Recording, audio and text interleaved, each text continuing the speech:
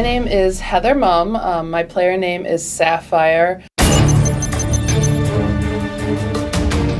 So I'm going to talk about pistol rounds, save rounds, eco rounds, and why and when you should buy certain weapons, certain armor, and grenades. When you're a terrorist on pistol round, I'd suggest that at least 4 players on your team should have armor.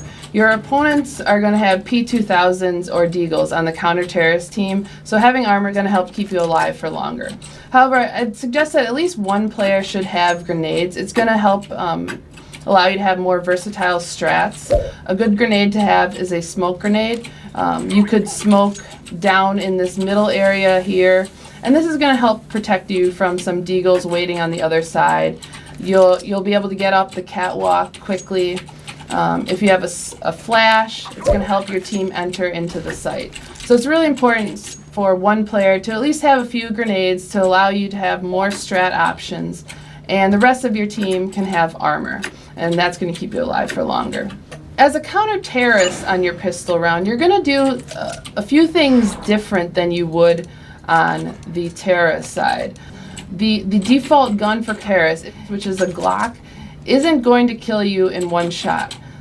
Therefore, you really don't need armor. It's more important to have grenades. For example, if you're at the long A here, a quick grenade into this tunnel area is going to stop a rush, and it's going to allow your team extra time to rotate. Or if the terrorists are rushing up the catwalk here, a flash is going to slow them down. It's going to allow your teammates from over at the B-bomb site to rotate. It's also great to have a kit, because pistol rounds can come down to really close 1v1 situations. You're not going to have much time to defuse. It's very important to have a kit. Both counter-terrorists and terrorists in Counter-Strike Go, there's the dual Berettas. In older versions of Counter-Strike, only the terrorists were able to buy this gun. It's actually a decent gun, and a lot of people make fun of it. Oh, you know, someone bought dualies and they're just messing around. But it's actually an accurate gun. The nice thing about it, it shoots incredibly rapidly compared to a Deagle, which you can't spam like this. So it's actually great for rushes. So if your opponent's rushing up here and you spot a lot of them, you can actually do some decent damage. You're not going to get the headshots like you do with a Deagle, which are 1-shot kills similar to this, but you are able to spam, and you are able to do significant damage with these guns. If you lose the first round, you're going to be on round 2. You're not going to have a lot of money because you didn't win that round. So a lot of times it's good to either save completely, just essentially forfeit the round so you can gain money in the next round, or you can buy a Deagle. The Deagle is a pistol, but it's incredibly accurate. It's essentially like the AWP of pistols. You're going to get a lot of 1-shot kills with this if your aim is on. So I'd really suggest that gun. It's only $800. It's enough that you're not wasting your money, but you still have a legitimate chance of winning that round. On Counter-Terrorist 2, if you win the round, it's also great to buy is the Mag 7. It's kind of a 1-shot, 1-kill. You're going to want to be close up to the players. It's not great at long range. It shoots multiple bullets at a time, as you can see here.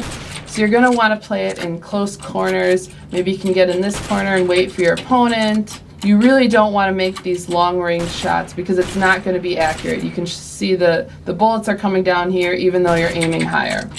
Another second round gun that's really great to buy is the FAMAS. It's very similar to the Galil.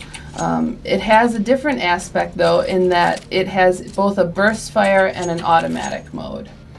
So the automatic mode is going to be great for close range combat, while the burst fire is really good for long range. It's going to allow you to be a little more accurate. Automatic, it's great for spamming. So if your opponent's rushing at you, there's 5 men coming your way, it's good to just spam this, pull down to control the recoil. After the second round, even if you lost the first 2 rounds, terrorists are going to start buying AKs. A lot of counter-terrorists aren't going to buy guns yet.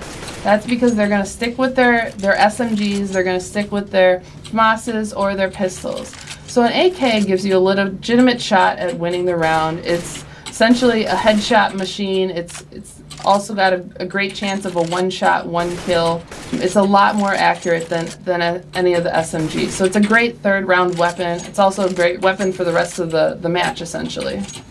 The last thing I'll say about the economy system is when you're getting into gun rounds, which is usually round 3 and beyond, when both teams have a weapon, the AWP is a fantastic gun. It's incredibly accurate. It's great for long-range combat. It has a single scope and a dual scope. However, when you do get a kill with it, it's only $50 per kill, and it's also one of the most expensive guns.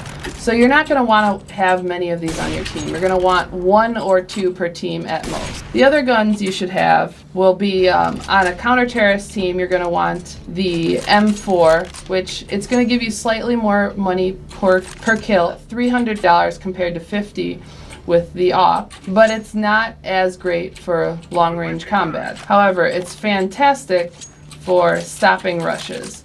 So if your opponent is rushing into the B-bomb site here, you can just strafe over, spray them down, or you can also do a tap maneuver.